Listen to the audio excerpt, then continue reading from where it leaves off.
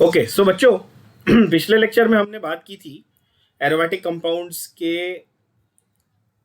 डाइसब्स्टिट्यूटेड variations की। हमने ortho meta para थोड़ा रिवाइज किया था और हमने ये भी देखा था कि उसमें हाइब्रिडाइज यानी कि रेजोनेंस टाइप का स्ट्रक्चर होता है, हाइब्रिडाइजेशन कैसी होती है वगैरह, है ना, conjugation, Hückel rule, all those things we had revised.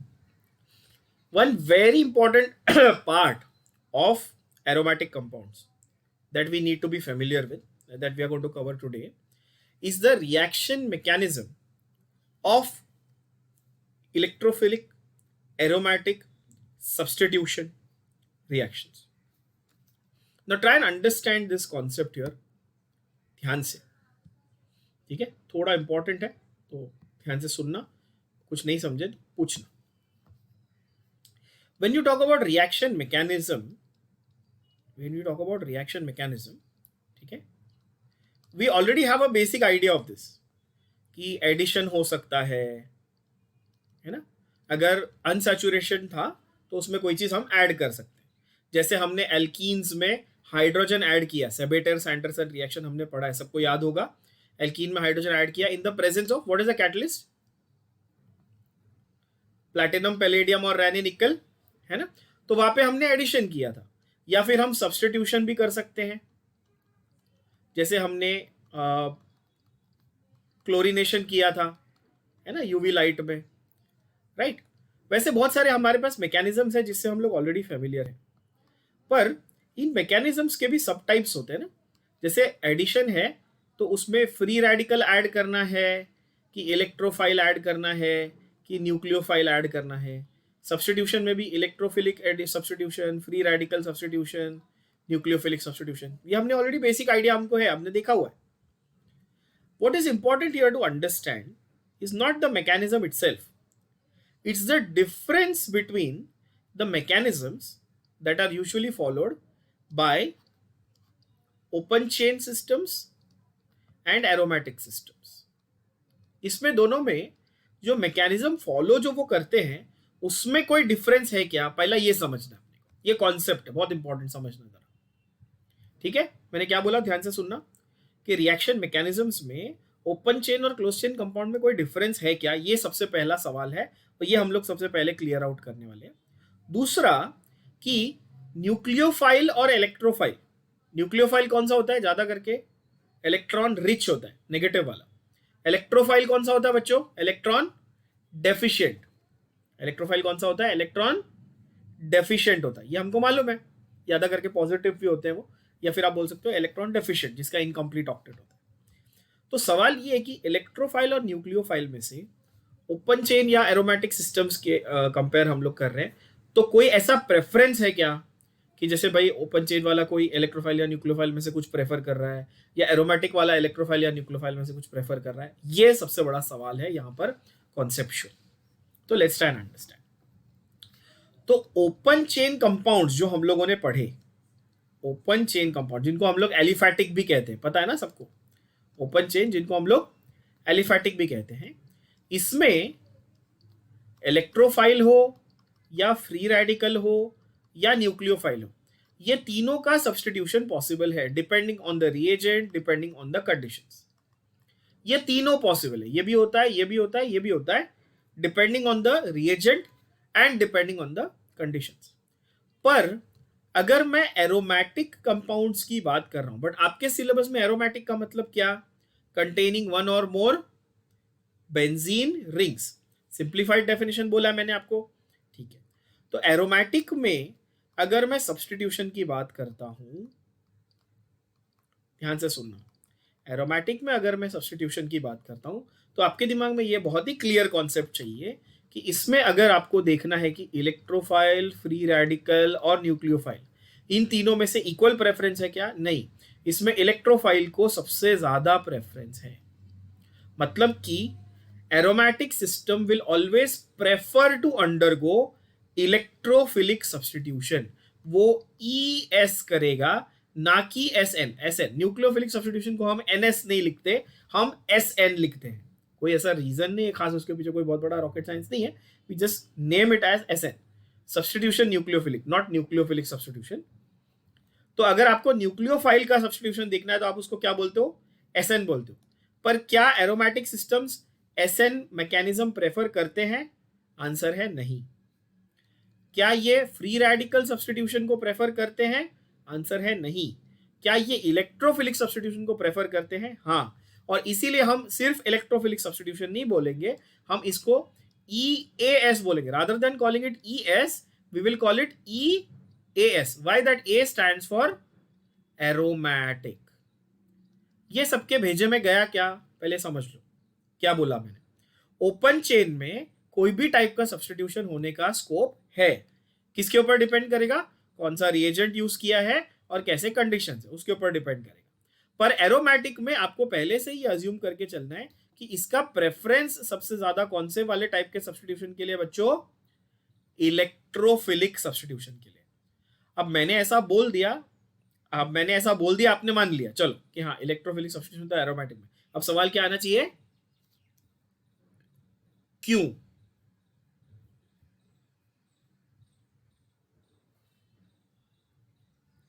अगर हम ऐसा अज्यूम करें कि एक बेंजीन रिंग है, वो इलेक्ट्रोफाइल के साथ रिएक्ट कर रही है, तो यहां पर अगर ये पाई इलेक्ट्रॉन्स इसके पास चले गए तो ये इलेक्ट्रोफाइल इस बेंजीन रिंग के अंदर ऐड हो सकता है। तो वो तो इलेक्ट्रोफिलिक एडिशन हो गया ना बेटा। हम बात कर रहे हैं इलेक्ट्रोफिलिक सब्स्टिट्यूशन की। फर्क समझो। तो आप जैसे हम जो सोचते हैं कि हाँ okay pi electrons easily delocalise हैं, करेक्ट है, इजीली डीलोकलाइज होंगे, इलेक्ट्रोफाइल के पास जाएंगे, वो भी ठीक है। पर साथ ही साथ ये भी जरूरी है समझना कि इस बेंजीन रिंग में से एक इलेक्ट्रोफाइल बाहर भी आना चाहिए और नया इलेक्ट्रोफाइल आके इससे जुड़ना चाहिए। मतलब there has to be a substitution, not addition we are talking about. Very important to understand. तो इसीलिए आप देखेंगे आपके एनसीईआरटी में दिया हुआ है इलेक्ट्रोफिलिक सब्स्टिट्यूशन रिएक्शन, सभी लोगों को मिलेगा, ये ध्यान से देख लेना। And we call it EAS. We don't just refer to it as ES. I will call it EAS. You can call it ES also, ऐसा कोई रॉन्ग नहीं है। बट जब वो एरोमेटिक में हो रहा है तो उसको ES नहीं EAS बोलेंगे, पहली बात। अब ऐसा क्यों हो रहा है समझते जरा। बेंजीन रिंग में सारे कार्बन पे क्या जुड़ा हुआ है? एक हाइड्रोजन जुड़ा हुआ है। बेंजीन रिंग में हर कार्बन पे क्या जुड़ा हुआ है? एक हाइड्रोजन जुड़ा हुआ है। यस, हर एक कार्बन पे एक हाइड्रोजन। डबल बॉन्ड तो है ही, ऑल्टरनेट वो तो है ही, अपने को मालूम है। पर हर कार्बन पे एक हाइड्रोजन है। And hydrogen comes out in the form of what? Comes out in the form of H plus. Hydrogen comes out in the form of H plus. तो इस कार्बन की एक वैलेंसी अब फ्री हो गई। समझ में आ रही बात? Hydrogen comes out in the form of H plus. अच्छा, ये H प्लस कैसा रहेगा बच्चों? इलेक्ट्रोफाइल की न्यूक्लियोफाइल? बताओ। ये ऑब्वियसली इलेक्ट्रोफाइल है, क्योंकि ये तो इसका नाम रखा है ना अपन ने, प्यारा सा नाम रखा है क्या? भूखा नंगा हाइड्रोजन। गरीब हाइड्रोजन है बेचारा, इसके पास एक भी इलेक्ट्रॉन नहीं, इलेक्ट्रॉन्स की भयंकर कमी है इसके पास। तो ये ऑब्वियसली हमारा इलेक्ट्रोफाइल है। और ये जब बाहर निकलेगा तब इसके पास स्कोप होगा, कि भाई ये कार्बन के पास अब एक स्कोप है, एक खाली उसके पास बॉन्ड पड़ा हुआ है जहां पर वो नया बॉन्ड बना सकता है। So let's see how this reaction should happen, the mechanism. Let's try and understand. तो ये मैं CH ऐसा बना रहा हूं, मतलब थोड़ा आपको दूर दूर बना के दिखा रहा हूं H। अब सपोज मेरे को इसका रिएक्शन करना है नाइट्रिक एसिड के साथ। तो बच्चों नाइट्रिक एसिड क्या है? HNO3। बोलो हाँ कि ना। नाइट्रिक एसिड सबको पता है, बचपन से पढ़ रहे हो HNO3। पर मैं यहां पर नाइट्रिक एसिड को HONO2 लिखता हूं, थोड़ा अलग तरीके से लिखा, नोट करना। HONO2, HONO2, right. अब यहां पर क्या होगा? ये H प्लस और ये OH ऐसे निकल के वाटर मॉलिक्यूल निकाल देंगे। पर इन रियलिटी ऐसा नहीं हो रहा है कि यहां पर सिर्फ वाटर मॉलिक्यूल निकल रहा है, ये मैकेनिज्म है, नहीं। यहां पर हो रहा है कि ये OH माइनस है और ये NO2 क्या है? प्लस। तो मैं ये बोल सकता हूं कि NO2 is acting as electrophile and OH is acting as nucleophile. पहले ये समझो हाँ कि ना। अब यहां से H प्लस बाहर आएगा, ये H प्लस बाहर आ गया, मैंने बाहर ले लिया इसको, और ये NO2 प्लस यहां चला गया। अब देखो, अब मजा आया, समझ में आई बात। और ये OH जो खाली खाली फील कर रहा था अब, क्योंकि उसका साथी बिछड़ गया, वो बोलता है भाई मैं एडजस्ट कर लूंगा इसके साथ और वाटर मॉलिक्यूल बना लूंगा। ये क्लियर हुआ सभी लोगों को? बोलो हाँ की। तो यहां पर आपको क्या समझ में आया कि भाई एक इलेक्ट्रोफाइल गया, दूसरा इलेक्ट्रोफाइल आया, इसीलिए मैंने इसको इलेक्ट्रोफिलिक एरोमेटिक सब्स्टिट्यूशन बोला। ये बात सभी लोगों को क्लियर हुई? बोलो yes.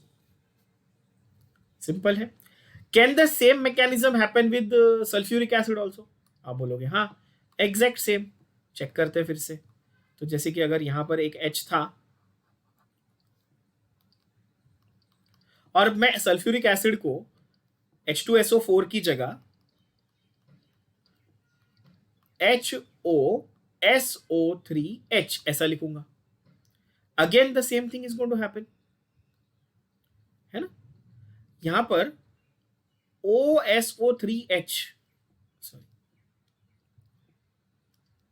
SO3H is going to be plus and OH is going to be minus. Again, what is going to happen? This is my electrophile, this is my nucleophile, है ना। SO3H ग्रुप यानी कि sulphonic acid group, बस ये पूरा निकल जाएगा। तो there are two ways of for you to remember it और for you to write it, there are two ways. One, you can say अच्छा H प्लस गया, SO3H आया, ये एक तरीका है, वो जो सही तरीका है। दूसरा, आप ऐसा भी सोच सकते हो कि H और OH मिलकर वाटर निकल गया, जो बच्चा उसको ऐड कर दिया। समझ में आ रही बात? Something interesting will happen here when halogenation happens, and this is where gets a little tricky, ध्यान देना, थोड़ा सा ट्रिकी हो जाता है। ये मेरा बेंजीन, मैं हर बार बेंजीन ही ले रहा हूं। अच्छा, by the way, just to confuse you, in the exam they will give you substituted benzene also. वो आपको ऐसा कर सकते हैं आपके साथ खेलने के लिए, वो बोलेंगे बेंजीन सब्स्टिट्यूटेड वाला। क्या इस CH3 को हमको हाथ लगाना है? क्या इसको हमको टच करना है?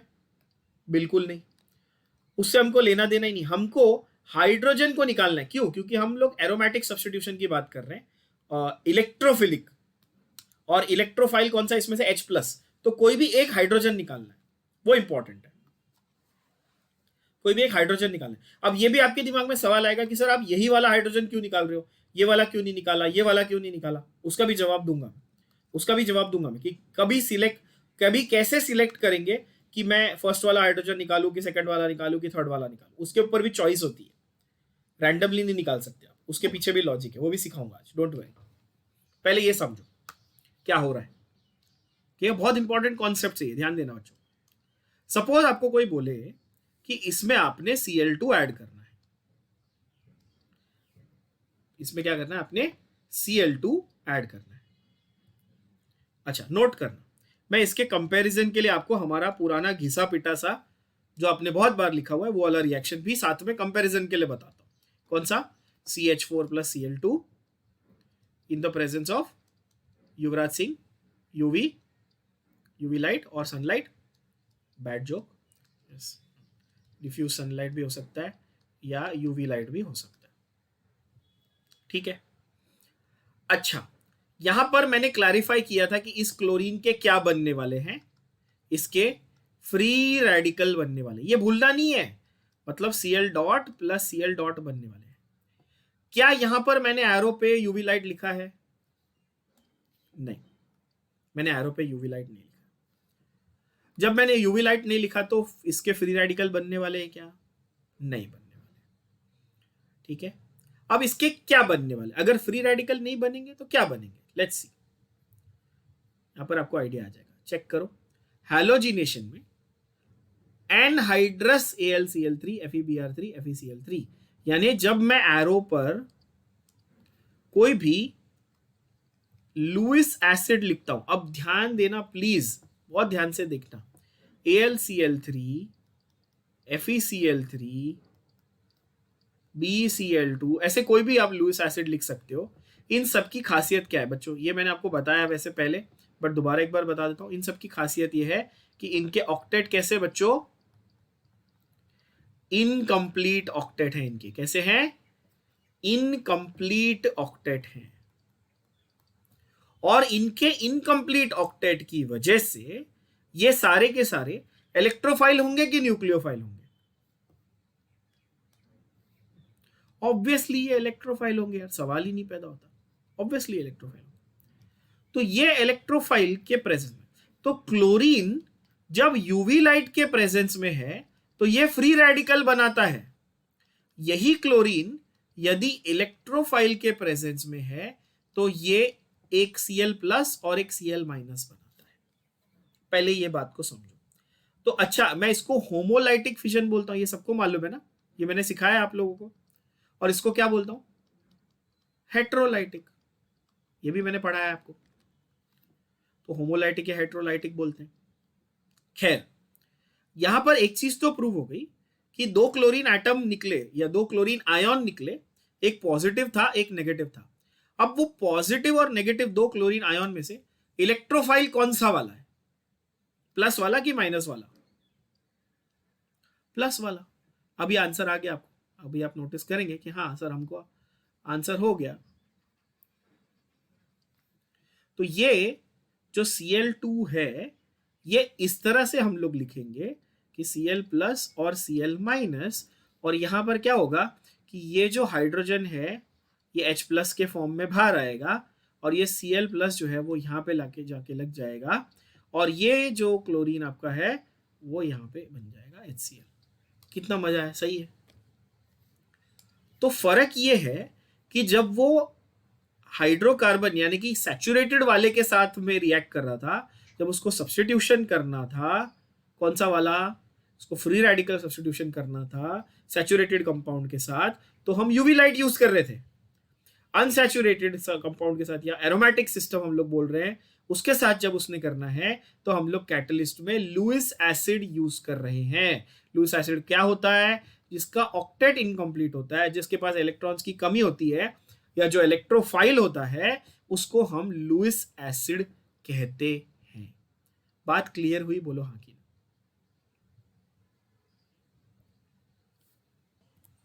For the time being, you need to understand something very simple, that there is an electrophile. That electrophile is going to replace the hydrogen. Simplified version I give you. Correct? Now, what are the options that you have? Again, I have given you a shortcut before. Let me give it to you again. मैंने आपको ये दिया था Shana, SHANA.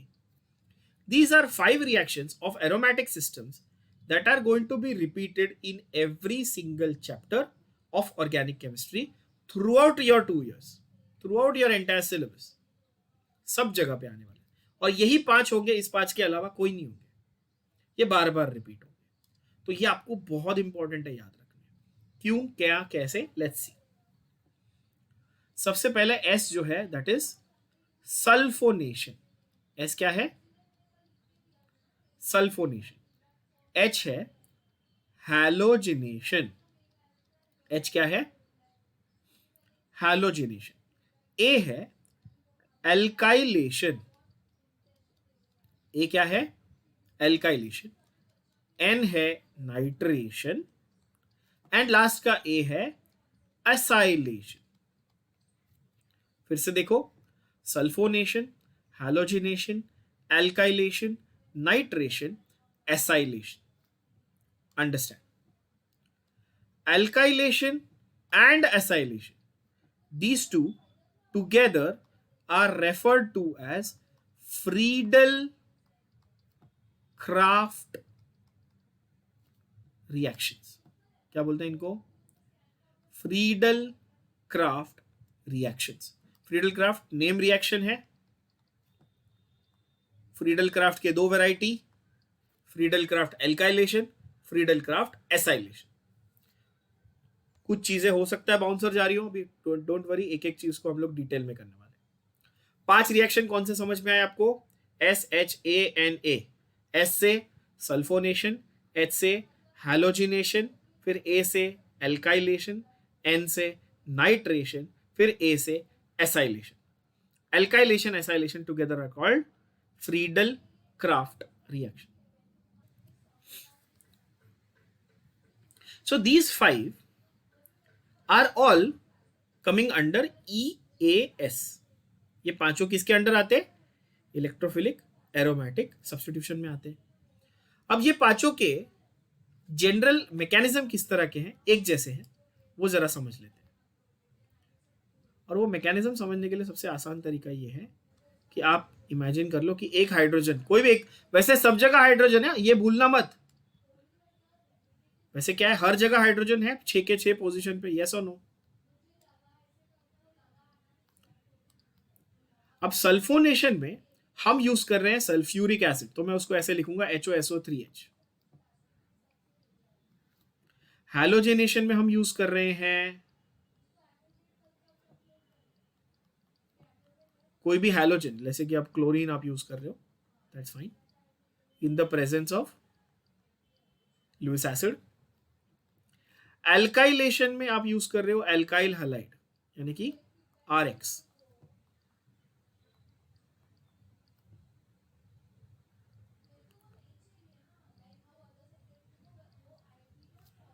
Nitration में आप use कर रहे हो नाइट्रिक एसिड।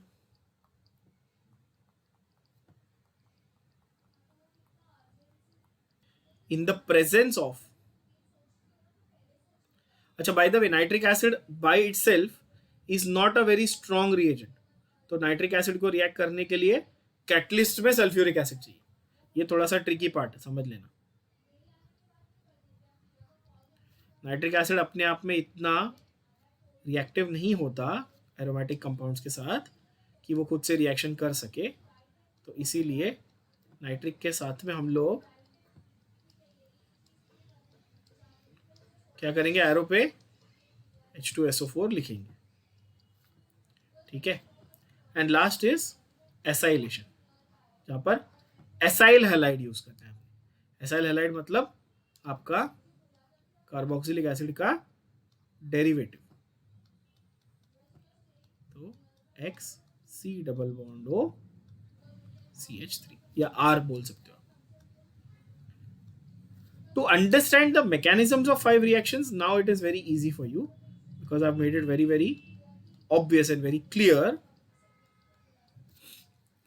that everywhere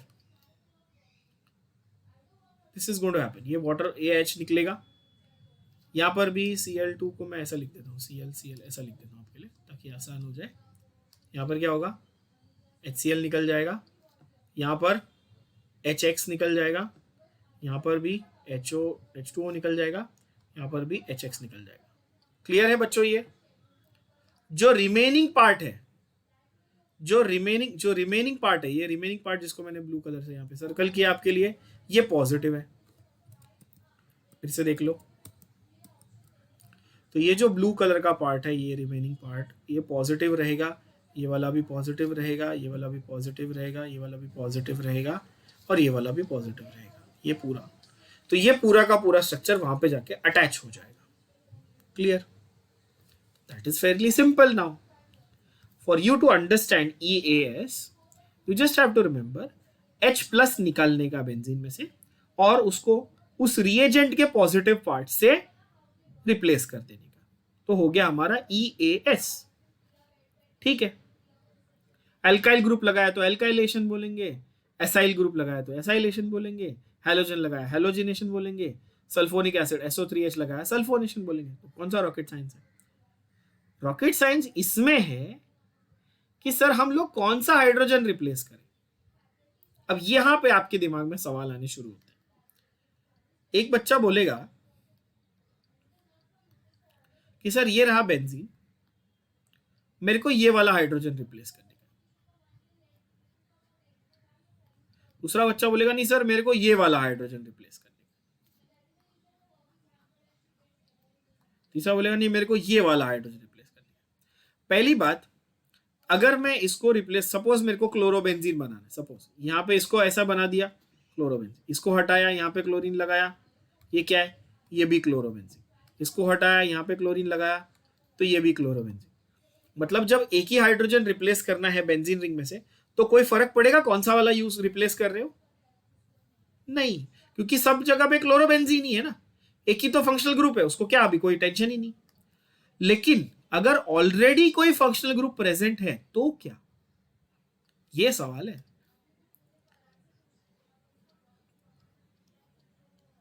अब ये बहुत ट्रिकी सवाल हो जाता है, ध्यान से देखना, बहुत मजेदार, बहुत मस्त चीज सीखने जा रहे हो अभी, देखो ध्यान से, and you will genuinely feel कि हाँ यार ये तो सोचने वाली बात है कि कौन सा वाला रिप्लेस करें हम लोग.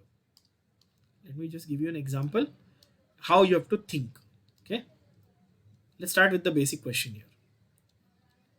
Suppose now in this benzene ring I already have a CH3. Now game बदल गया, नाउ गेम बदल गया. अगर इधर लगाएगा तो 1 और 2 पोजीशन पे आया, मतलब ये, अच्छा 2 डाई सब्स्टिट्यूटेड बेंजीन है ना ये, तो ऑर्थो मेटा पैरा यूज करूंगा कि नहीं करूंगा? डाई सब्स्टिट्यूटेड में ortho Meta para word use कर सकते हैं, है ना? हाँ, तो अगर मैंने यहां लगाया तो ये हुआ ऑर्थो, ये हुआ ऑर्थो. अगर मैंने यहां पे लगाया, ये CH3 है ऑलरेडी, यहां पे लगाया तो ये हो गया मेटा, और यहां पर CH3 ऑलरेडी है और यहां लगा दिया तो ये हो गया पैरा. सवाल ये आता है कि ये तीनों अलग अलग है. आप बोलोगे हाँ ऑफकोर्स अलग अलग है यार, ये 1 2 है, ये 1 3 है, ये 1 4 है, इस पे 1 पे भी ग्रुप है, 4 पे भी ग्रुप है, इसमें 1 पे है, 3 पे, इसमें 1 पे है, 2 पे. तो यहां पर नहीं चलेगा कि कोई भी रैंडम वाला ये करो, हाइड्रोजन रिप्लेस करो. Then how will you choose? अब कोई एक बच्चा सोचेगा कि सर छोटा नंबर चाहिए, कोई एक बच्चा ऐसा सोचेगा कि सर हमको लोएस्ट सम वाला चाहिए, कोई एक बच्चा बोलेगा सर हम चार्ज देखेंगे, कोई एक बच्चा बोलेगा सर हम स्टेबिलिटी देखेंगे. बहुत सारे दिमाग में आपके फैक्टर्स आएंगे अभी, और आप सब सही हो, गलत नहीं, गलत कोई नहीं सोच रहा है. चार्ज भी देखना होता है, स्टेबिलिटी भी देखनी होती है, लोएस्ट पॉसिबल नंबर भी देखना होता है, सब ठीक है, मान्य है, सब चीजें सही है. पर यह बहुत ही खास कंडीशन है जहां पर एरोमेटिक सिस्टम मतलब बेंजीन है और उसमें पहले से कोई फंक्शनल ग्रुप मौजूद है, प्रेजेंट है, उसमें पहले से कोई फंक्शनल ग्रुप या कोई सब्स्टिट्यूएंट, फंक्शनल ग्रुप या substituent, some group is already present. By the way, in this example, which is that group that is already present? It is methyl. It is methyl. Now the question that comes into your mind and how to solve that question, the question that comes is इधर से hydrogen निकालू, इधर से hydrogen निकालू, इधर से hydrogen निकालू. For those of you, now I'll consider all possibilities that you are thinking. आप जो जो सोच रहे हो मैं सब बताता हूँ. कोई लोग ये सोच रहे होंगे कि सर 1 2 मतलब ये 1 + 2 3, ये 1 3 मतलब 1 + 3 4, और ये 1 4, ये 1 + 4 5, तो ये लोएस्ट सम दे रहा है तो मैं इसको प्रेफर करेगा. कुछ लोग ऐसा सोच रहे होंगे, करेक्ट? ये गलत है, मतलब आपका थॉट सही है पर यहां पर एप्लीकेबल नहीं है. कुछ लोग ये सोच रहे होंगे कि सर इधर क्लोरीन और इसके बीच में ना, दोनों के बीच में रिपल्शन होगा, स्टेरिक हिंड्रेंस होगा, तो ये स्टेबल नहीं है तो मैं इसको प्रेफर नहीं करेगा. ये दोनों दूर दूर है,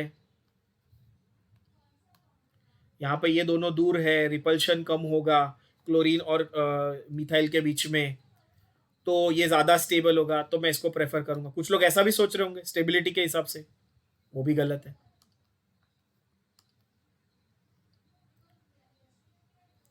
हाँ, जो लोग ये सोच रहे कि क्लोरीन और मिथाइल में रिपल्शन कैसे होगा, ये भी सवाल हो सकता है. चलो अच्छा, ये भी सवाल होगा कि भाई क्लोरीन और मिथाइल में रिपल्शन क्यों होगा? क्योंकि दोनों का पूरा सब कुछ कंप्लीट है. मिथाइल मतलब इस कार्बन के चारों बॉन्ड कंप्लीट है, क्लोरीन का भी बॉन्डिंग सब कंप्लीटेड है. तो जो इनके इलेक्ट्रॉन्स हैं, जब कोई ग्रुप का पूरा बॉन्डिंग कंप्लीट है तो वो सारे अपने इलेक्ट्रॉन्स लेके एक जगह बैठा हुआ है. तो इस क्लोरीन के पास जो इलेक्ट्रॉन्स है सारे, और इस कार्बन के पास भी जो इलेक्ट्रॉन्स है इसके आजू बाजू, वो दोनों आपस में एक दूसरे के लिए repulsion create, because all electrons are negatively charge. तो कोई भी दो ग्रुप बाजू में रखोगे तो इनहेरेंट रिपल्शन तो होने ही वाला है, अनलेस एक पॉजिटिव एक नेगेटिव ग्रुप है तो अलग बात है. पर यहां पर दोनों ग्रुप पे चार्ज है क्या, पहले ये बताओ?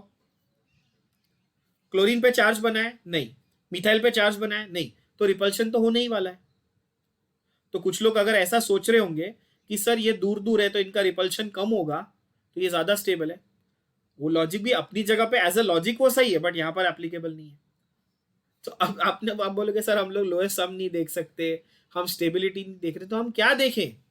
आप देखोगे, ध्यान से सुनना, आप देखोगे जो ग्रुप ऑलरेडी प्रेजेंट है ना, ये वाला यानी कि मिथाइल, वो किस टाइप का ग्रुप है? वो बोलोगे सर किस टाइप का ग्रुप मतलब? वो किस टाइप का ग्रुप है? वो या तो पैरा ऑर्थो ग्रुप हो सकता है या तो मेटा ग्रुप हो सकता है। अब ये अलग अलग कैटेगरी है, दो कैटेगरी है, ध्यान से सुनना, बहुत इंपॉर्टेंट, बहुत इंटरेस्टिंग। कोई भी ग्रुप जो बेंजीन रिंग पे ऑलरेडी लगा हुआ है वो इनमें से दो कैटेगरी में आ सकता है। पहला बोलते हैं हम लोग पैरा ऑर्थो डायरेक्टर। क्या बोलते हैं? Para ortho director.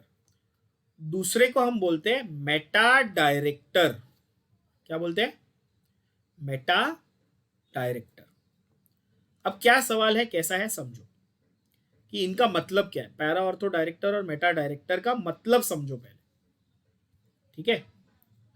इसका ये मतलब है कि जब मिथाइल ग्रुप ऑलरेडी प्रेजेंट है, क्या है? मिथाइल ग्रुप ऑलरेडी प्रेजेंट है और अब क्लोरीन नया आना चाहता है। मेरी बात सबको समझ में आई तो बोलना हाँ कि ना।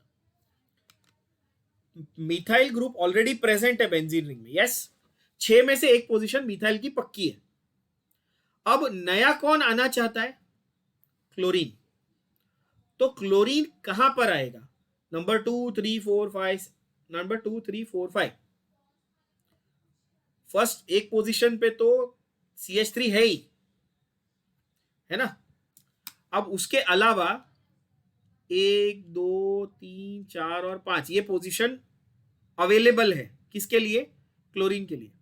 अब इन सब में से क्लोरीन कहां पर आएगा ये कौन डिसाइड करेगा? मिथाइल डिसाइड करेगा। कैसे डिसाइड करेगा? मिथाइल उसको डायरेक्ट करेगा। डायरेक्ट मतलब उसको डायरेक्शन देगा कि अच्छा एक काम कर, तू पैरा पे जा, तू ऑर्थो पे जा, तू मेटा पे जा। पिक्चर का डायरेक्टर क्या करता है? एक्टर को बताता है तू ये काम कर, तू हंस, तू रो, तू ये काम कर, बरोबर है? वैसे यहां पर जो ग्रुप ऑलरेडी प्रेजेंट है वो डायरेक्टर ग्रुप है। उसको क्या बोलते हैं हम लोग? डायरेक्टर ग्रुप बोलते हैं। The group that is already present is called director group. अब वो या तो पैरा ऑर्थो डायरेक्टर हो सकता है या तो मेटा डायरेक्टर हो सकता है, ठीक है? अब मैं सपोज आपको मैं बता देता हूं कि चलो मिथाइल जो है वो पैरा ऑर्थो डायरेक्टर है। मिथाइल क्या है? मिथाइल क्या है मैंने बताया आपको, वो पहली कैटेगरी में आता है, पैरा ऑर्थो डायरेक्टर। अब वो क्यों है वो भी मैं बताऊंगा, डोंट वरी, एक एक करके सीखेंगे। मिथाइल पहले से मौजूद था, मिथाइल डायरेक्टर था, मैंने बताया आपको कि मिथाइल पैरा ऑर्थो डायरेक्टर है। इसका मतलब कि जो नया कंपाउंड बन रहा है उसमें जो नया ग्रुप आएगा वो मिथाइल के पैरा पोजीशन में भी आ सकता है और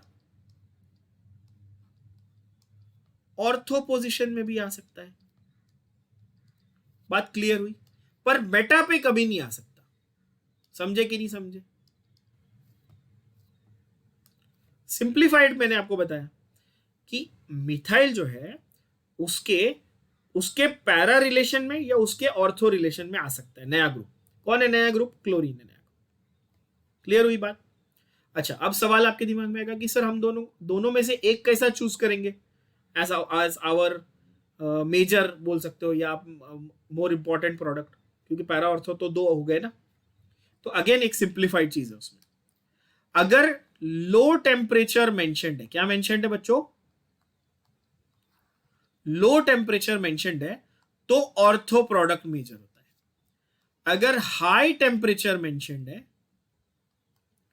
तो पैरा प्रोडक्ट मेजर होता है। बहुत ही आसान। अब कुछ बच्चों के दिमाग में ये भी सवाल आएगा कि सर सपोज 40 डिग्री दिया है ना? आपके दिमाग में, आपका दिमाग कैसा चलता है मैं सोच सकता हूं। सर 40 डिग्री दिया है, उसको हाई बोलूं कि लो बोलूं सर? ये आएगा आपके दिमाग में। बिफोर यू आस्क मैं आपको बता देता हूं, लो टेम्परेचर यानी कि रूम टेम्परेचर से लेके 0 तक, 0, 10, 15, 20, 27 is considered the standard room temperature, है ना?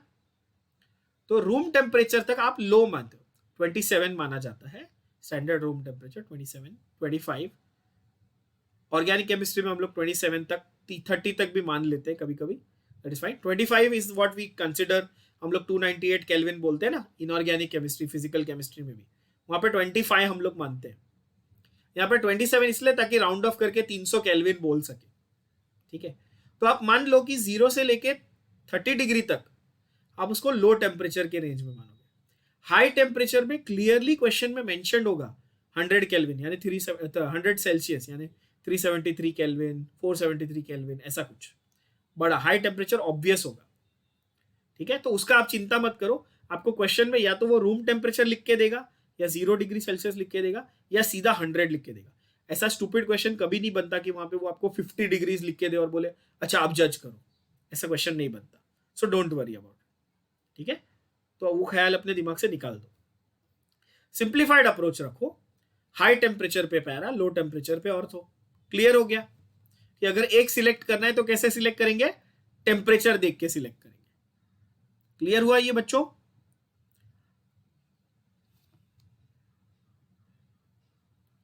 अब सबसे बड़ा सवाल यही आपके दिमाग में कि सर आपने तो बता दिया ना कि मिथाइल पैरा ऑर्थो है, हमको कैसा पता चलेगा? कि कोई रैंडम ग्रुप दिया है तो हमको कैसा पता चलेगा कि वो पैरा ऑर्थो है कि मिथाइल है? बहुत अच्छा सवाल है ये। पहली बात समझो कि जितने भी सब्स्टिट्यूएंट या ग्रुप या जो भी आपको पता है उनके आपको स्ट्रक्चर लिखने आते हैं क्या? जैसे अगर मैं आपको बोलूं COOH यानी कार्बोक्सिलिक एसिड, तो इसका स्ट्रक्चर क्या है बच्चों? C डबल बॉन्ड OH, है ना? तो क्या इसमें अनसैचुरेशन यानी डबल बॉन्ड आ रहा है? आ रहा है। CHO का क्या स्ट्रक्चर है? क्या डबल बॉन्ड आ रहा है? OH का क्या स्ट्रक्चर है? ऑक्सीजन और हाइड्रोजन। क्या डबल बॉन्ड आ रहा है? नहीं। Halogen, single bond. स्ट्रक्चर बोले तो कुछ नहीं है ना, सिंगल बॉन्ड है। स्ट्रक्चर क्या है उसमें? Halogen, single bond.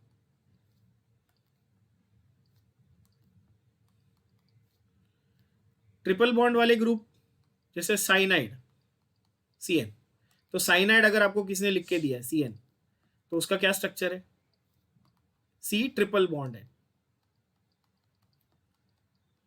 तो इसका मेरा कहने का मतलब ये है कि आपको जितने भी ग्रुप्स मैंने पढ़ा है, अमाइन, अल्कोहल, जितने भी ग्रुप आपको पता है, सबके आपको ये तो क्लियर मालूम है कि किसके पास डबल बॉन्ड है, किसके पास सिंगल बॉन्ड है, यस और नो? इसमें एक है जो ट्रिकी, इसमें एक जो है ट्रिकी है जो आपको नहीं पता होगा, NO2। इसमें एक डबल बॉन्ड होता है, एक सिंगल बॉन्ड होता है, NO2 ऐसा होता है।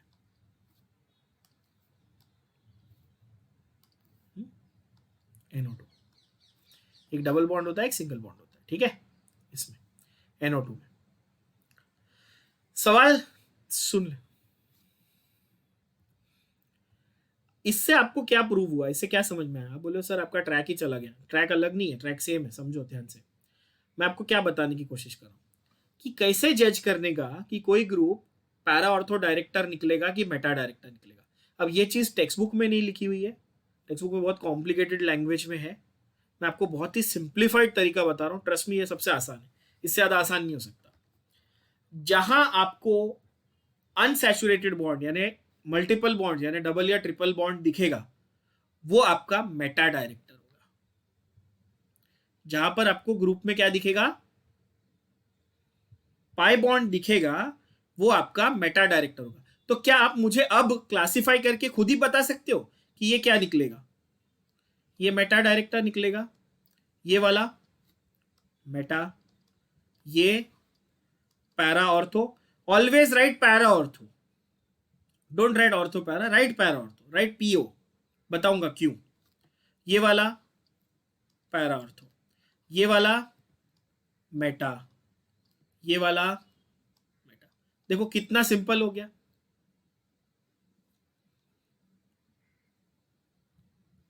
SO3H फॉर एग्जाम्पल, चलो SO3 कैसा दिखता है? SO3H, SO double bond OH, तो ये मेटा या para ortho Meta, obviously pi bond दिख रहा है यार, सिंपल हो गया ना। अब ऐसा क्यों है ये भी सवाल है, सर ऐसा क्यों कि ये वाला वो ऐसा क्यों? जहां मल्टीपल बॉन्ड है ना, वो इलेक्ट्रॉन्स को विड्रॉ कर सकता है। जहां मल्टीपल बॉन्ड है वो इलेक्ट्रॉन को क्या कर सकता है? विड्रॉ कर सकता है। और जहां पर सिंगल बॉन्ड है ना, वो इलेक्ट्रॉन को डोनेट कर सकता है। अच्छा, by the way, alkyl groups are always donor groups. मैंने आपको ये बताया था, मेरे नाम के इनिशियल्स याद रखो, हाँ ए डी, मेरे नाम के इनिशियल याद रखो, तो आपको आसानी से याद रहेगा alkyl groups are donor groups. अब मैं आपको बहुत ही जबरदस्त एक शॉर्टकट देने जा रहा हूँ, जिससे आपको याद करने में भी आसानी होगी और इंटरेस्टिंग भी लगेगा और मेमोराइज भी हो जाएगा।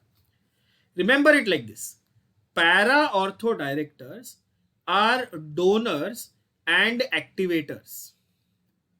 पोड़ा, para ortho directors are donors and activators. इसका मतलब क्या कि जो ग्रुप पैरा ऑर्थो डायरेक्टर होते हैं वो ज्यादा करके, और इन मोस्ट केसेस आपके वो डोनर ग्रुप होते हैं, और अगर वो इलेक्ट्रॉन डोनेट कर रहे हैं तो वो रिएक्टिविटी को क्या कर रहे हैं? बढ़ा रहे हैं। वो एक्टिवेट कर रहे हैं किसको? बेंजीन के रिंग को वो एक्टिवेट कर रहे हैं।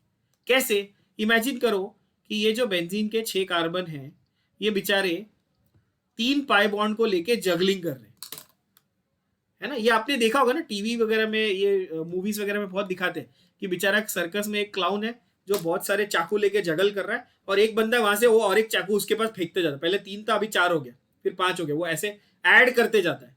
देखा है ना आपने? तो फिर उसमें, हाँ वैसा इमेजिन करो, वैसा इमेजिन करो बेंजीन के साथ ये लोग कर रहे हैं। जैसे कि बेंजीन है, उसके कार्बन एटम बेचारे 3 पाई बॉन्ड लेके जगलिंग कर रहे हैं पहले से, अपनी स्टेबिलिटी बनाने के लिए बेचारे सब जगह पाई बॉन्ड को फैला रहे हैं, पाई इलेक्ट्रॉन्स को कॉन्स्टेंटली मोशन में। हाँ चल, यहां से यहां, यहां से यहां, यहां से यहां। फिर एक मिथाइल आता है, बोलते हैं एक काम कर और इलेक्ट्रॉन ले चल। तो अब ये बेंजीन रिंग जो है वो एक्टिवेट हो गया, मतलब और ज्यादा इलेक्ट्रॉन मिल गया उसको। पहले 6 इलेक्ट्रॉन थे, अब उसको और मिल रहे। अब रियलिटी में क्या वो एक्चुअली मिथाइल अपने इलेक्ट्रॉन छोड़ के चला जाता है क्या? नहीं, it just increases the electron density, it just pushes the electrons more towards the benzene ring. Correct? Yes or no? ये भी ध्यान से देना, when I say donor ना, there are some students जो ओवर थिंक करते हैं, वो ये सोचते हैं CH3 प्लस हो गया और ये दे के चला गया। नहीं, दे के चला नहीं गया, it is still part of it, but it is increasing the activity of the benzene ring. तो इसलिए हम लोग ऐसे ग्रुप्स को क्या बोलते हैं बच्चों? एक्टिवेटर ग्रुप्स बोलते हैं। क्या बोलते हैं? अब ये शॉर्टकट से आपको इजीली याद रहेगा, पोड़ा that is para ortho director is donor and activator. बोलो हाँ कि ना। और नेक्स्ट वाला बहुत ही प्यारा है, मेटा डायरेक्टर्स। मलाड में आपने देखा होगा, यहाँ पे अपने यहाँ बॉम्बे में बहुत फेमस है मिठाई वाला, पता है? वैसे याद रखना मिठाई वाला बहुत आसान, MMW ग्रुप। इसका मतलब क्या कि जो ग्रुप मेटा डायरेक्टर है उसमें आपको मल्टीपल बॉन्ड्स मिलेंगे, और वो जनरली विड्रॉइंग ग्रुप होगा। कैसा होगा? ये तो कॉमन सेंस है ना। अगर पैरा ऑर्थो वाले डोनर है तो मेटा वाला कैसा होगा? विड्रॉइंग होगा। उसकी पहचान मैंने आपको बता दी, उसमें क्या दिखने वाला है आपको? डबल बॉन्ड, मल्टीपल बॉन्ड दिखने वाले, राइट? उसमें क्या दिखने वाले आपको? Multiple bond. तो ये एक्टिवेटर होगा कि डीएक्टिवेटर होगा? डीएक्टिवेटर होगा, सीधी बात, बट उससे हमको इतना लेना देना नहीं है। तो यहां पर आइडेंटिफाइंग फीचर आपके दिमाग में काफी सारे क्लियर हो गए होंगे, आई am very sure. Para ortho director donor होते हैं, मेटा डायरेक्टर विड्रॉइंग होते हैं। पहली बात, हम जज कैसे करेंगे? जब हमको पाई बॉन्ड दिखे तो वो मेटा डायरेक्टर है, और अगर पाई बॉन्ड ना दिखे तो वो पैरा ऑर्थो डायरेक्टर है। ये क्लियर हुआ बात? बोलो हाँ कि ना। बहुत सारी चीजें कॉन्सेप्ट्स में यहां पर काम आने वाली है, ट्रस्ट मी, ध्यान देना। अब एक और चीज जिसमें बच्चे गड़बड़ करते हैं, और आप भी करोगे, स्टार्टिंग में आप जरूर ये मिस्टेक करोगे, तो घबराना नहीं, कोई बात नहीं। एक चीज जिसमें बच्चे मिस्टेक करते हैं, ध्यान से देखना। मैं अगर कहूं कि ये HONO2 यानी कि नाइट्रिक एसिड वाला रिएक्शन था ऐसा, तो आप बोलोगे ओके टेम्परेचर बताओ। टेम्परेचर स्पेसिफाई नहीं किया तो मेरे को पैरा ऑर्थो दोनों लिखने पड़ेंगे। अगर टेम्परेचर स्पेसिफाई नहीं किया तो मुझे पैरा ऑर्थो दोनों लिखने पड़ेंगे। क्यों? क्योंकि पहले से जो ग्रुप प्रेजेंट था ये CH3, ये कैसा है? ये पैरा ऑर्थो टाइप का है। ये क्लियर है सबको? जो नया ग्रुप आएगा वो पैरा पे भी जा सकता है, तो जो मेरा ओरिजिनल स्ट्रक्चर था पहली बात तो मैं उसको चेंज नहीं करूंगा। ये क्लियर है? यहां पर NO2 और यहां पर NO2, इसका मतलब मेरे को इसके 2 मोल चाहिए। पहली बात ये क्लियर है। बहुत सारे बच्चे इसमें गड़बड़ ये करते हैं कि उल्टा सोचते कि सर NO2 तो मेटा डायरेक्टर है ना। बहुत सारे बच्चे, आप लोग भी ये मिस्टेक करोगे स्टार्टिंग में, don't worry about it, as I mention. बहुत सारे बच्चे उल्टा सोचते हैं कि सर आपने अभी थोड़ी देर पहले कहा था कि NO2 तो मेटा डायरेक्टर है, पर क्या पहले से NO2 प्रेजेंट था क्या? नहीं, वो तो बाद में आया ना। तो CH3 डिसाइडिंग है कि NO2 डिसाइडिंग है? ये बताओ। CH3 है डायरेक्टर। हाँ, जो पहले से, अगर एक ऐसा रूम है, ठीक है, जिसमें एक अच्छा बड़ा बेड है और अच्छा उसके पास चार्जिंग, तुम लोग झगड़ा करते हो चार्जिंग पॉइंट के लिए क्योंकि तुमको फोन चार्जिंग पे लगा के गेम खेलना है, तो बेड में ऐसी जगह है जहां पर चार्जिंग पॉइंट नजदीक है और सब कुछ है अच्छा, तो तुम झगड़ा करोगे मैं वो साइड सोऊंगा जहाँ पे AC की अच्छी हवा आ रही है, और जो बाद में आया उसको बोलेंगे तुम एडजस्ट करो, मैं पहले आया। करेक्ट ना? जैसे हम प्लेन में बैठने जाते हैं या ट्रेन में बैठने जाते हैं तो विंडो सीट हम झगड़ा करके लेते हैं क्योंकि हम पहले आए। वैसे ही यहाँ पे जो ग्रुप पहले है वो डिसाइड करेगा। बात क्लियर हुई? बोलो हाँ कि ना। तो दूसरा जो नया आया उसको एडजस्ट करना पड़ेगा। ये बात सबके दिमाग में गई, आई होप सो। अच्छा, इसमें इंटरेस्टिंग जो एक फिनोमिनन बनेगा वो ऐसा बनेगा, ध्यान देना, मजा आएगा इसको समझने में, कि यहां पर मेरे पास मिथाइल ग्रुप प्रेजेंट था तो उसने NO2 को पैरा या ऑर्थो पोजीशन पे भेजा। क्लियर? पर उल्टा करके देखें, मेरे पास अगर पहले से नाइट्रो ग्रुप प्रेजेंट है तो वो मिथाइल को कौन सी पोजीशन पे भेजेगा बच्चों? हाँ, ये हुई ना बात, वो भेजेगा मेटा पोजीशन। क्लियर हुआ?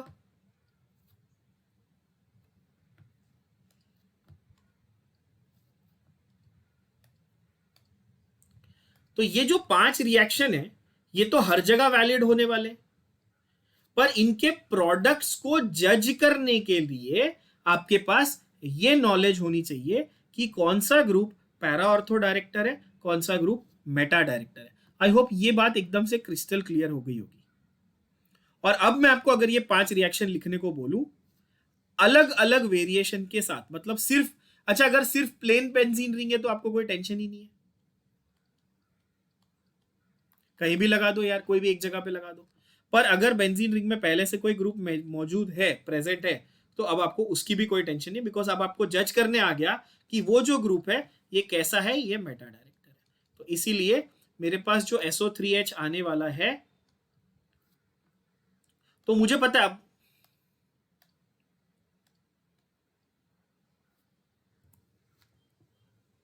तो यहां पर अब अगर ये सवाल था कि भाई 1 2 3 बहुत सारे ऑप्शन है, हाइड्रोजन कहां से निकाले, तो क्लियर है कि भाई मेटा पोजीशन से हाइड्रोजन निकालना है क्योंकि ये मेटा डायरेक्टर ग्रुप था, तो यहां पर SO3H। अब जरूर आपके दिमाग में ये सवाल आएगा कि सर हम ऐसा कब कैसे जज करेंगे कि यार CH3 भी है और NO2 भी है, तो कैसे जज करेंगे सर? सपोज ऐसा है, तो सर ये तो पैरा ऑर्थो डायरेक्टर भी है और मेटा डायरेक्टर भी है, तो कैसे जज करेंगे?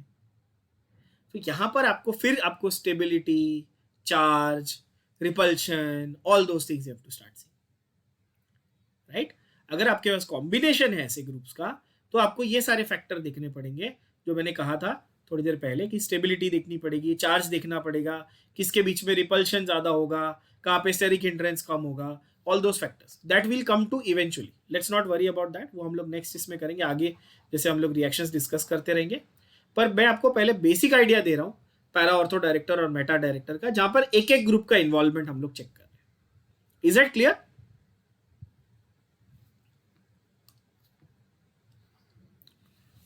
तो para ortho director, meta director. So here electrophilic aromatic substitution में प्रोडक्ट किस तरह जज करना है ये हमारा क्लियर हो गया. और शाना रिएक्शंस यानी sulphonation, halogenation, alkylation, nitration and acylation में depending on temperature, depending on reagent, depending on para-ortho director and the conditions and whatever, we can judge the products of the given reaction. तो aromatic compounds की बहुत ही बड़ी खासियत जो है electrophilic aromatic substitution, I hope आपको अभी समझ में आ गई. Let's see what the NCERT has to say about it. अब आपको काफी हद तक क्लैरिटी आ जाएगी.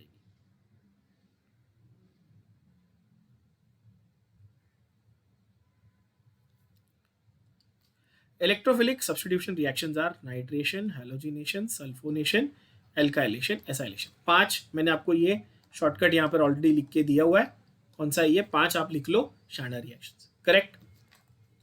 अच्छा, नाइट्रेशन में nitro group is introduced when it is heated with mixture of concentrated nitric and concentrated sulfuric. This mixture is called as nitrating mixture. Here, please remember this. The actual reaction is happening only with nitric acid. Sulfuric acid is functioning only like a catalyst. Please remember that. बहुत सारे बच्चे confusion करते हैं, गलती करते हैं कि nitric और सल्फ्यूरिक दोनों है तो वो SO3H यानी कि सल्फोनेशन लिख के आ जाते हैं. वो गलती नहीं करनी है. नाइट्रिक है तो सल्फ्यूरिक का रोल क्या है? सिर्फ कैटलिस्ट का रोल है. सल्फ्यूरिक अगर अकेला है तो वो क्या करेगा? सल्फोनेशन करेगा. Is that clear? यस और नो?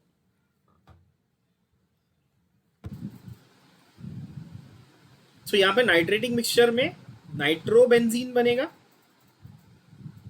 पर अगर सिर्फ सल्फ्यूरिक एसिड अकेला है तो बेंजीन सल्फोनिक एसिड बनेगा. देखो चेक करो, benzene sulphonic acid. Same way chlorine है तो क्लोरीन का क्या बनेगा? क्लोरोबेंजीन.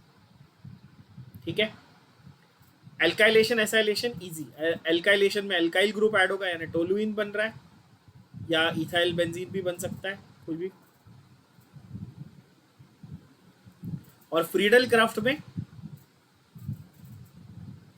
एसाइलेशन में एसीटोफिनोन बनता है. एसीटोफिनोन को मैंने बॉक्स करके स्टार मार्क किया है, ध्यान देना इसके ऊपर. एसीटोफिनोन को मैंने बॉक्स करके स्टार मार्क किया है. जैसे ही आप एसीटोफिनोन ये वर्ड सुनो, तुरंत आपको 1 सेकंड में क्लिक होना चाहिए कि भाई फ्रीडल क्राफ्ट रिएक्शन की बात हो रही. एसीटोफिनोन आपके पूरे सिलेबस में फ्रीडल क्राफ्ट एसाइलेशन में ही आएगा. बात समझो, ठीक है. Now one very interesting reaction is this.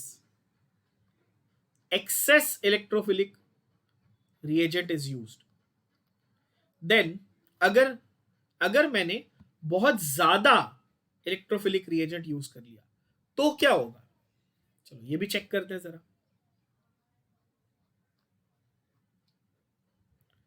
मैंने यहां पर ये बेंजीन रिंग ली, आपको बोला कि क्लोरीनेशन करना है, तो आप पहले तो सिंपल बोलोगे कि हाँ सर क्लोरीनेशन में ये क्लोरोबेंजीन बनेगा. अग्रीड?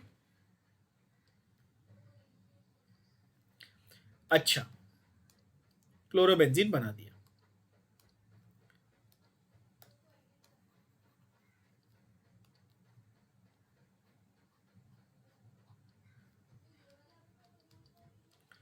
अगर यही क्लोरीन एक्सेस में लिया,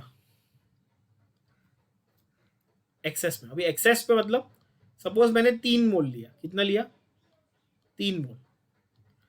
तो मेरे को इधर, इधर और इधर ये ट्राई क्लोरोबेंजीन बन गया.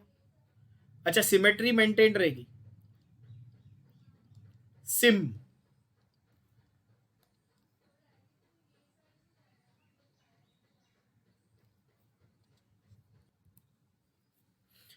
अगर मैं ऐसा बोलता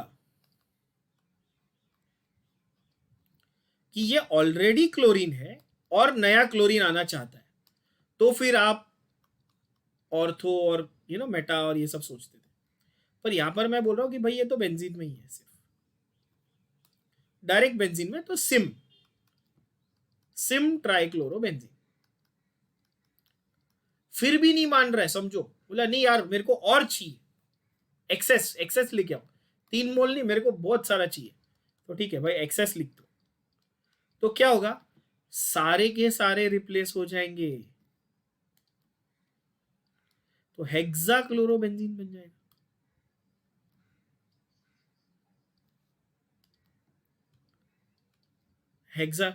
हेक्साक्लोरोबेंजीन बन जाएंगे। अच्छा, इतने पे भी वो मान नहीं रहा है, क्लोरीन को बहुत शौक है भाई, नहीं मेरे को और करना है, तो क्या करेगा, बोलेगा कि हाइड्रोजन तो हटाओगे ही, हाइड्रोजन तो हम हटाएंगे, और डबल बॉन्ड भी ब्रेक करो,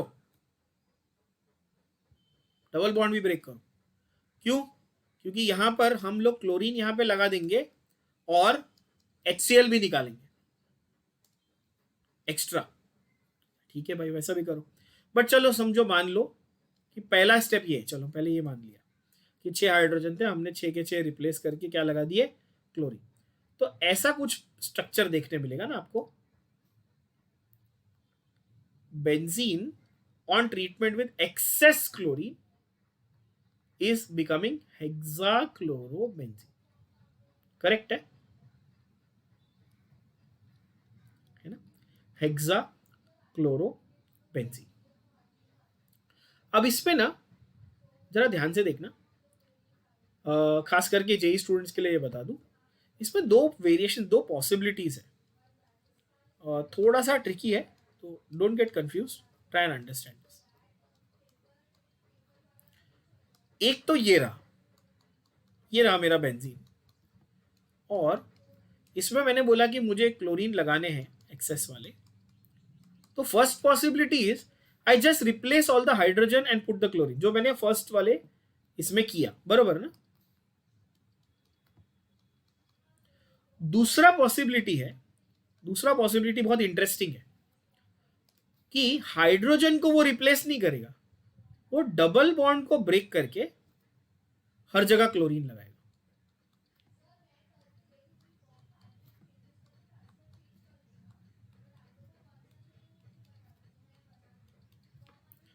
अब ये जेई के सिनोप्सिस में मैंने आपको वैसे बताया हुआ है, फिर भी बता देता हूं।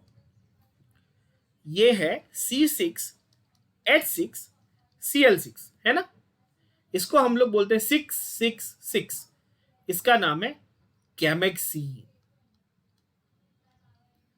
Devils number, and benzene hexachloride. But ये एक्चुअली बेंजीन तो रहा ही नहीं है, बेंजीन से डिराइव किया था, बेंजीन से डिराइव करके लेके आए थे, ये बेंजीन तो अब रहा ही नहीं ना, बीच में कहाँ है, कोई डबल बॉन्ड है, कुछ नहीं है। इसको हम लोग गैमेक्सीन बोलते हैं, 666 भी बोलते हैं, है ना, तो काफी इंपॉर्टेंट है। ये एक यूनिक कंपाउंड है, जो तब बनता है जब हम लोग Cl को डबल बॉन्ड को ब्रेक करके लगा रहे, ठीक है, जिसमें 6 कार्बन, 6 हाइड्रोजन और 6 क्लोरीन भी मौजूद है। खैर, दैट इज, तो यहां पर हेक्साक्लोरोबेंजीन C6Cl6 ये आपका एक्सेस क्लोरीनेशन करने पे बनता है। तो अगेन यहाँ पर इजी फंडा रिमेंबर याद रखने के लिए ये है कि पहला जो है, अगर सिंगल बेंजीन है उसके ऊपर एक कोई भी आपको सिंगल ग्रुप लगाना है, तो वो तो आप किसी भी पोजीशन पे लगा सकते हो। सेकेंड ग्रुप ऐड करना है, पहले से एक ग्रुप प्रेजेंट है, दूसरा कुछ लाना है, तो ऑर्थो मेटा पैरा कैसे डिसाइड करेंगे, पैरा ऑर्थो डायरेक्टर या मेटा डायरेक्टर के हिसाब से। और अगर फिर भी एक्सेस है तो पहले 3 पोजीशन पे रिप्लेस होगा, फिर 6 के 6 पोजीशन पे रिप्लेसमेंट हो जाएगा। What are the mechanism steps? What are the mechanism steps for this SE? देखो SE वो लोग लिखते हैं अजीब तरीके से, इलेक्ट्रोफिलिक सब्स्टिट्यूशन को ऐसा लिखते हैं, but we will just refer to it as EAS. We will not call it SE, we will call it EAS. Step wise आप इसको मार्क करके रखेंगे. Step 1 is generation of electrophile, step 2 is formation of carbocation, and step 3 is removal of proton from carbocation. अभी carbocation सभी बच्चों को पता है, आई एम वेरी श्योर. तो carbocation everybody is familiar with, of course. तो 3 स्टेप्स है. Let's try and understand the 3 steps in depth. पहला है how to generate the electrophile. तो AlCl3 जो हम लोग ऐसे कैटलिस्ट यूज करते हैं वो लुइस एसिड है, तो that helps in generation of the electrophile. Catalyst का रोल क्या है? वही इलेक्ट्रोफाइल को जनरेट करने में हेल्प करता है. पहली बात, जैसे कि एग्जांपल देख लो, ClCl है तो वो एक Cl प्लस को छोड़ के AlCl4 माइनस बनाएगा. CH3Cl है तो वैसे बनाएगा. एसाइल क्लोराइड है तो वैसे बनाएगा. मतलब हर जगह पे AlCl3 की वजह से हमारा इलेक्ट्रोफाइल जनरेट हो रहा है, accept in case of nitration. In nitration NO2 plus is formed by the transfer of proton from sulfuric acid to nitric acid. क्योंकि वहां पे एरो पे AlCl3 तो नहीं लिखा था, याद करो. वहां पे एरो पे क्या लिखा था? H2SO4. So H2SO4 was responsible for generation of the electrophile which was NO2 plus. बात को समझने की बहुत जरूरत है. क्या बोल रहा हूं, सुनो ध्यान से, है ना. तो यहां पर क्या होता है कि नाइट्रेशन में NO2 प्लस कैसे बना? सल्फ्यूरिक एसिड अपना प्रोटॉन नाइट्रिक एसिड को ट्रांसफर करता है, जिसकी वजह से NO2 प्लस बनता है. For those of you who don't understand what transfer of proton means, ऐसे भी बच्चे होंगे जिनको ट्रांसफर ऑफ प्रोटॉन का मतलब समझा नहीं. डोंट वरी, बताऊंगा. चेक करो, H2SO4 पहले तो H plus and HSO4 minus ऐसा देगा. बोलो हाँ कि ना. एसिड है, एसिड H प्लस देगा, ये तो ऑब्वियस है. सल्फ्यूरिक एसिड एसिड है, H प्लस सप्लाई करेगा, ये तो ऑब्वियस हो गया. अच्छा, अब ये H plus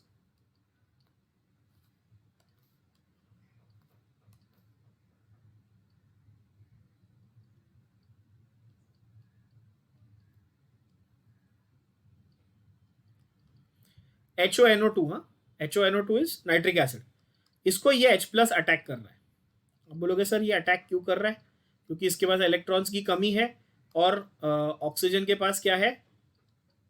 lone pair. Oxygen के पास हमेशा क्या रहता है? यहाँ पे लोन पेयर होता है. तो क्या करेगा? ये हाइड्रोजन जाएगा उसके पास, उसको बोलेगा भाई please they they lone pair मेरे को. तो क्या होगा?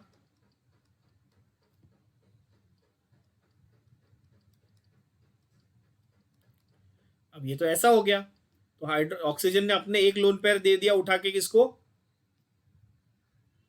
हाइड्रोजन को.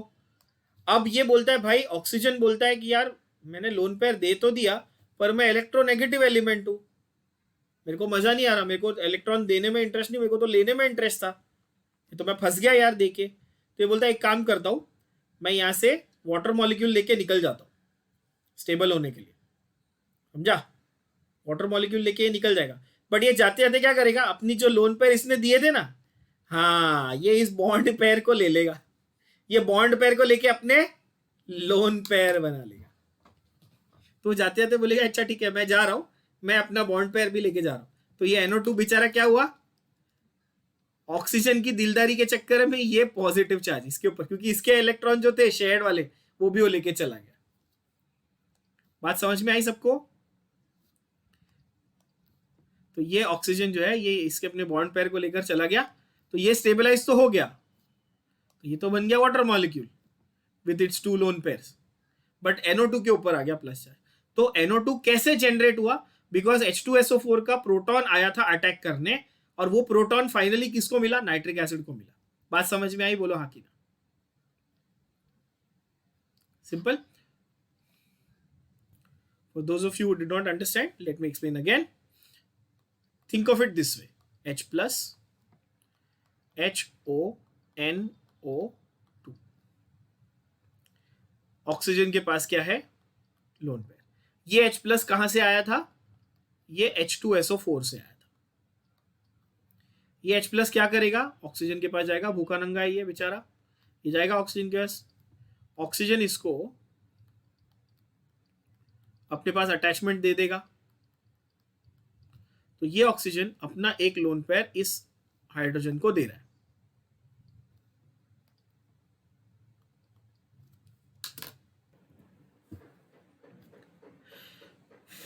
ये ऑक्सीजन अपना एक लोन पेयर इसको दे रहा है, तो ये इस तरह से बन गया।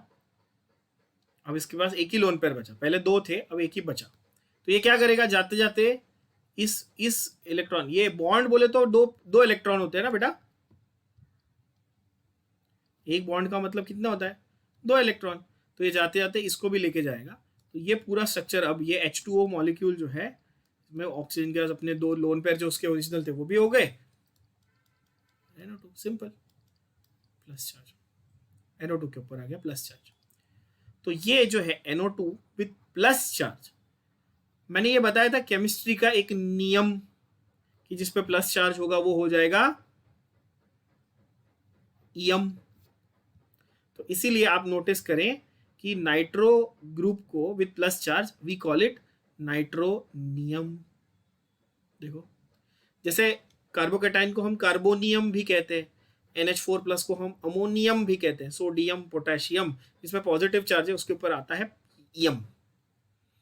ये याद रखना केमिस्ट्री का नियम, बोलो हाँ कि ना। तो यहां पर एक बार नाइट्रोनियम बन गया तो वो इलेक्ट्रोफाइल है, वो आएगा भाई अपना अटैक करके लेके जाएगा। क्लियर। सेकेंड स्टेप है फॉर्मेशन ऑफ कार्बोकेटायन। अब बड़ा इंटरेस्टिंग है ये, एरीनियम कार्बोकेटायन एरोमेटिक सिस्टम में बन रहा है। ध्यान देना, क्या बोला मैंने, एरोमेटिक सिस्टम में कार्बोकेटायन बन रहा है, तो एरीनियम, अगेन नियम क्यों, क्योंकि कैटायन बन रहा है ना, पॉजिटिव चार्ज किसका, एरोमेटिक सिस्टम का, तो I will call it arenium. Clear है ये, फिर से सुनो मैंने क्या बोला, पॉजिटिव चार्ज को मैं बोलूंगा नियम और ईएम, और ये बन रहा है एरोमेटिक सिस्टम में, तो एरोमेटिक प्लस पॉजिटिव चार्ज, तो एरीनियम। एंड एरीनियम में क्या हो रहा है, ये जो इलेक्ट्रोफाइल है, बाहर से जो इलेक्ट्रोफाइल जनरेट हुआ वो आया, उसने अटैक किया किसके ऊपर, बेंजीन रिंग के ऊपर, एरोमेटिक रिंग के ऊपर, और उसने एक एरीनियम आयन बनाया जिसका डबल बॉन्ड उसने ब्रेक किया था। देखो यहां पर ओरिजिनली क्या था, ये रहा डबल बॉन्ड है, बरोबर है। ये जब इलेक्ट्रोफाइल यहां आके जोड़ना चाहता है तो उसको डबल बॉन्ड को ब्रेक करना पड़ेगा ना, और जब वो डबल बॉन्ड को ब्रेक कर देगा तो ओरिजिनली जो sp2 कार्बन था वो अब क्या हो गया बच्चों, अब वो sp3 कार्बन हो गया, सीधी बात है। बट sp3 कार्बन होने के बावजूद यहां पर रेजोनेंस होता रहेगा, means this positive charge will keep moving and the double bond will also keep moving, क्योंकि अभी भी कॉन्जुगेशन तो मेंटेन्ड है ना। मैंने आपको ये स्टार्टिंग में बताया था, याद होगा तो, कि कॉन्जुगेशन का मतलब सिर्फ ऐसा नहीं कि alternate single double, it can mean pi bond electron sigma bond alternating with either free radical or it with lone pair or with charged particle, anything।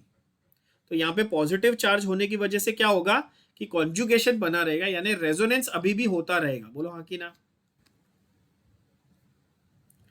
And because of this the areninium ion tends to lose its aromatic character अगर वहां पर देखो conjugation है but 4n+2 electrons नहीं है ना अभी। Note करना मैंने क्या बोला, कॉन्जुगेशन अभी भी है, ये मूव करने की कोशिश कर रहा है, स्टेबलाइज रेजोनेंस है, कॉन्जुगेशन है, पर अभी कितने इलेक्ट्रॉन है, ये 1 2, यहां पे कितने 3 4, तो एरोमेटिक है क्या अभी, ये नहीं एरोमेटिक नहीं, एंटी एरोमेटिक बन गया ना ये, तो तो ये तो स्टेबल फील नहीं कर रहा है, तो it wants to go back to being aromatic. कैसे जाएगा भाई? तो ये क्या बोलता है कि तू ये प्रोटॉन लेके जा दोस्त। क्या लेके जा? ये जो H प्लस है ना, ये लेके जा। ये H प्लस तू लेके जाएगा ना, तो मैं वापस अभी एरोमेटिक बन सकता हूं। मेरे को प्रॉब्लम किससे है? इस H प्लस से। इसीलिए वो क्या करता है, वो H प्लस को रिलीज कर देता है टू रिस्टोर एरोमेटिक कैरेक्टर। ये सब बहुत इंपॉर्टेंट एमसीक्यू पॉइंट्स है। बेंजीन रिंग इलेक्ट्रोफिलिक सब्स्टिट्यूशन में H प्लस को रिलीज क्यों कर रहा है? तो क्या है answer? To restore its lost aromatic character. समझे कि नहीं समझे? It releases the proton from the sp3 carbon and that is how it is able to restore its aromatic character. बोलो हाँ कि ना?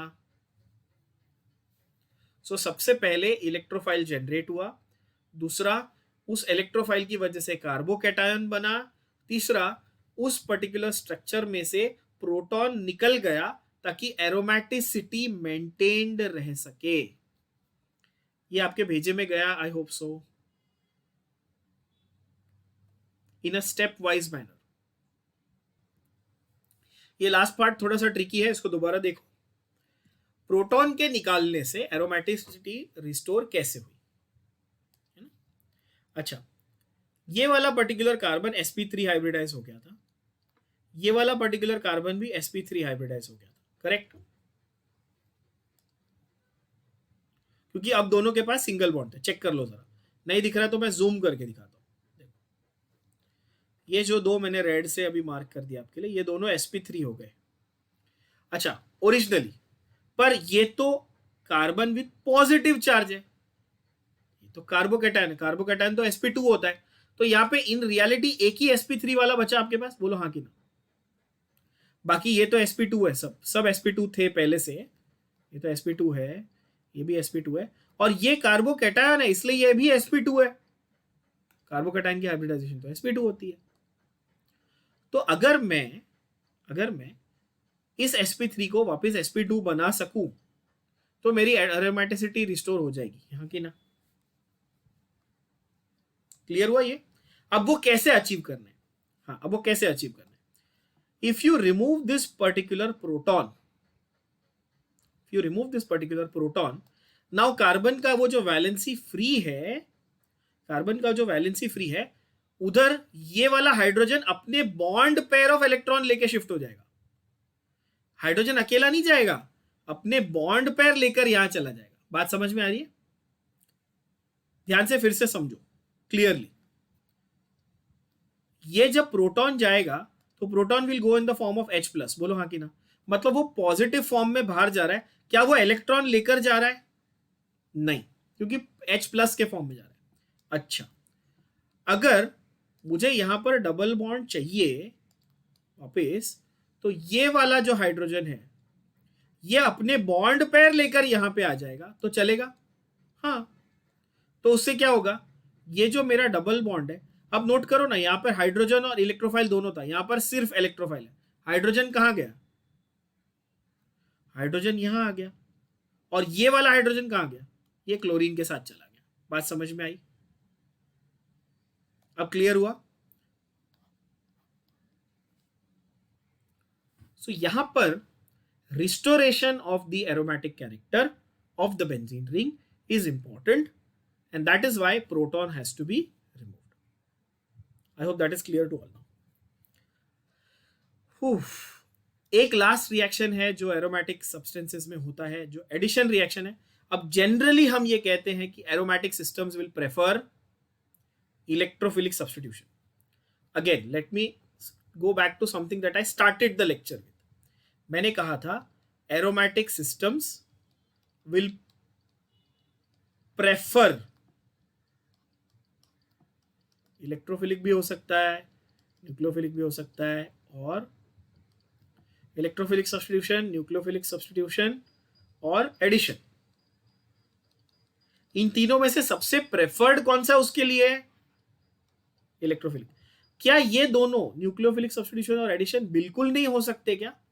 ऐसा नहीं है, ये हो सकते हैं बट ये प्रेफर्ड नहीं है, ये प्रेफर्ड नहीं है। तुम छोटे बच्चे को बोलोगे कि सब्जी खा या पिज्जा खा तो वो पिज्जा खाएगा, ऐसा नहीं कि वो वेजिटेबल नहीं खा सकता, बट उसको थोड़ा डांटना मारना पड़ता है। वैसे एरोमेटिक को चॉइस दिया ना कि भाई तू ईएएस करेगा कि एसएन करेगा कि एडिशन करेगा, तो वो हमेशा प्रेफर करेगा जंप मार के सीधा पहले ईएएस के ऊपर। पर अगर हमको एसएन करवाना है या एडिशन कराना है तो क्या चाहिए, हमको प्रॉपर कंडीशंस चाहिए, सिंपल है। तो ऐसे एक कंडीशन की बात करते हैं।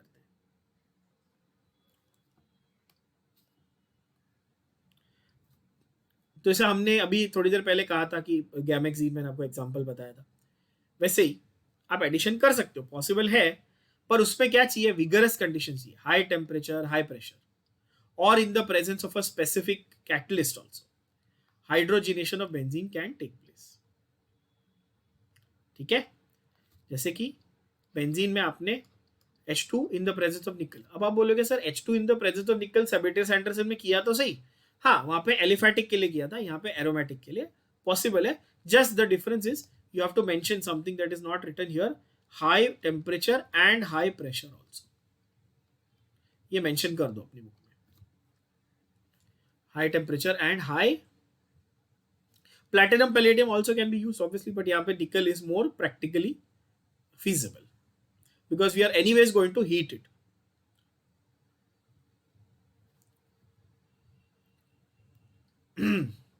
Gamexane, some people call it Gamexine, I don't know why. Gamexine, whatever.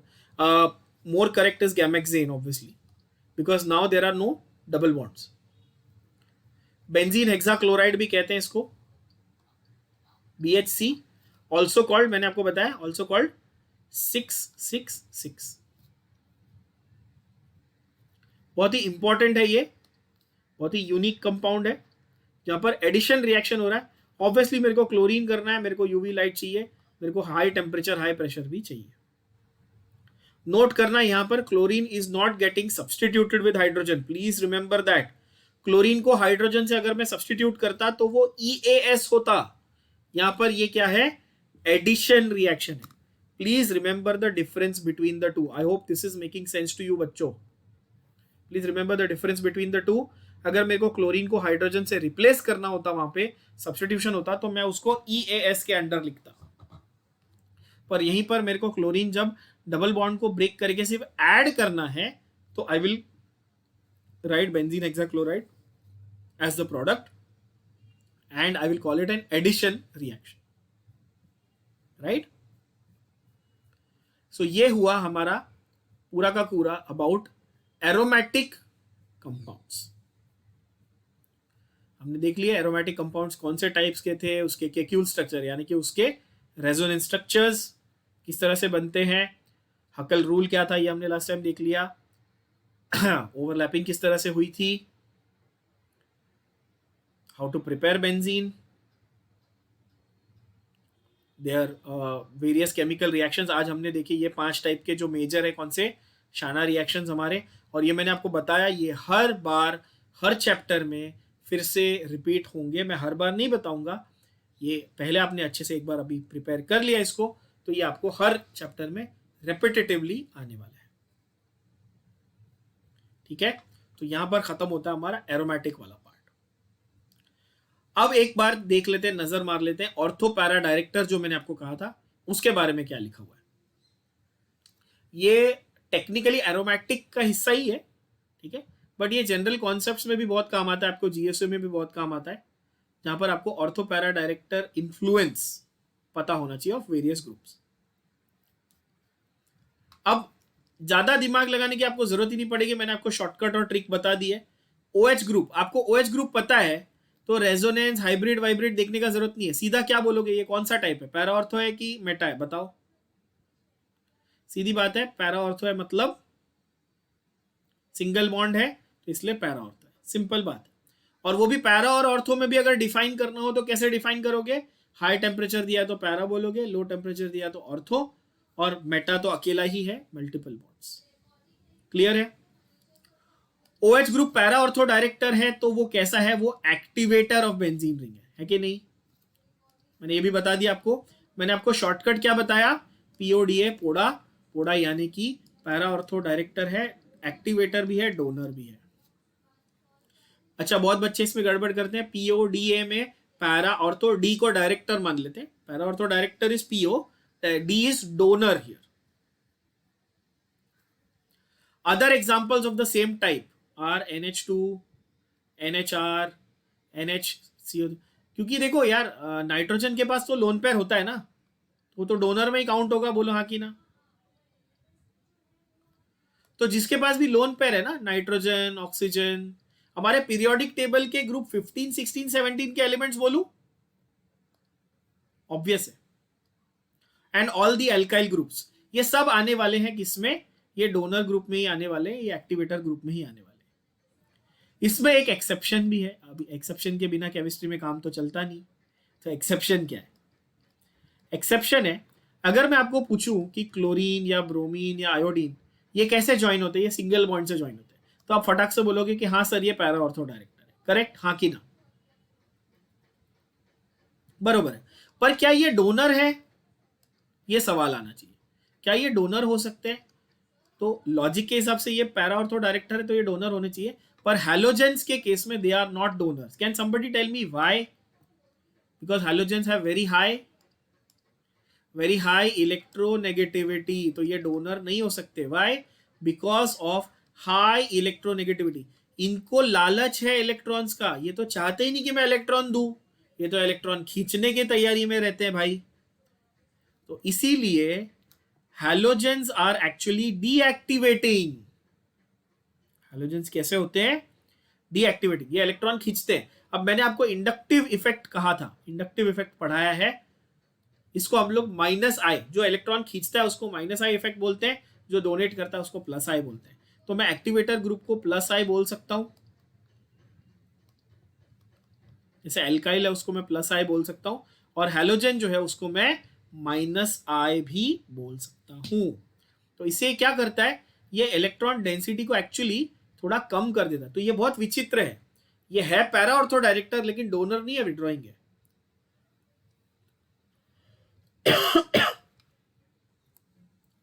Now note how do you summarize this? How do you summarize this?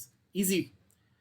If I say para ortho director, you'll say all the single bonds वाला, ठीक है?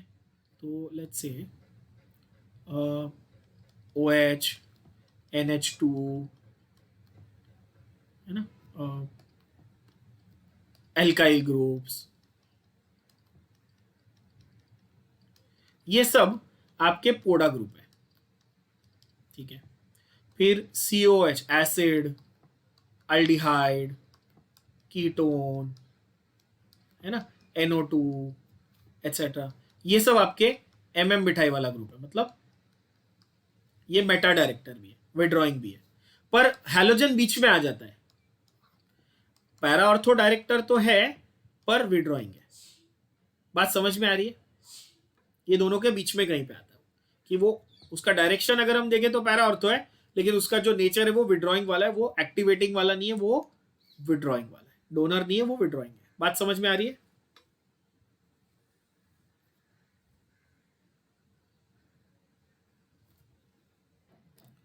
Now how to judge the plus I, minus I या resonance या hyper conjugation या whatever, that will vary from case to case, but this is general way of remembering. Please remember it like this कि जहां पर single bond वाले वो para ortho director है, वो डोनर एक्टिवेटर होंगे। इसमें एक्सेप्शन है हैलोजन, भी सिंगल बॉन्ड है तो भी पैरा ऑर्थो डायरेक्टर तो है, बट विड्रॉइंग है बिकॉज ऑफ हाई इलेक्ट्रोनेगेटिविटी, जिसको हम लोग माइनस आई इफेक्ट बोलते हैं। क्लियर? उसके बाद हमारा मेटा डायरेक्टिंग ग्रुप्स आता है, वो तो इजी है, आपको पता है, मैंने ऑलरेडी बता दिया। NO2, cyanide, aldehyde, acid, ester, SO3H etcetera, ठीक है, कोई बड़ी बात नहीं है।